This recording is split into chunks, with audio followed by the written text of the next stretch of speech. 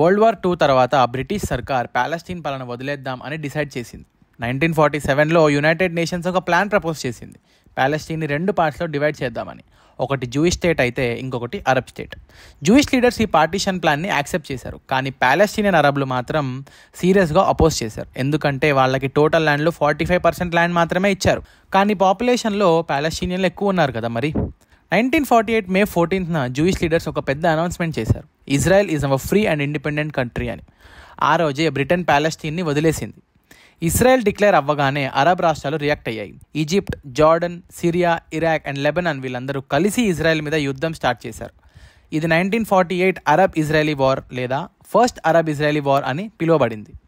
ఈ యుద్ధంలో ఇజ్రాయెల్ గెలిచింది. కానీ దానితో లక్షలాది మంది ప్యాలెస్టీనియన్లు తన ఇల్లు వదిలేసి రెఫ్యూజీలుగా అయిపోయారు. వీళ్ళు ఈ ట్రాజడీని నాగ్బా అని పిలుస్తారు. అంటే గ్రేట్ క్యాటస్ట్రఫీ అని అర్థం. ఎస్టిమేట్స్ ప్రకారం 7 లక్షలకి పైగా ప్యాలెస్టీనియన్లు రెఫ్యూజీలుగా మారారు. అసలు ఈ రెఫ్యూజీస్ ఎక్కడికి వెళ్ళారు? రెసిస్టెన్స్ మూమెంట్ PLO ఎలా స్టార్ట్ అయింది? 1967లో జరిగిన 6 డే వార్ ఏంటి? అన్ని డీటెయిల్స్ పార్ట్ 4లో తెలుసుకుందాం. Do follow the unlined voice.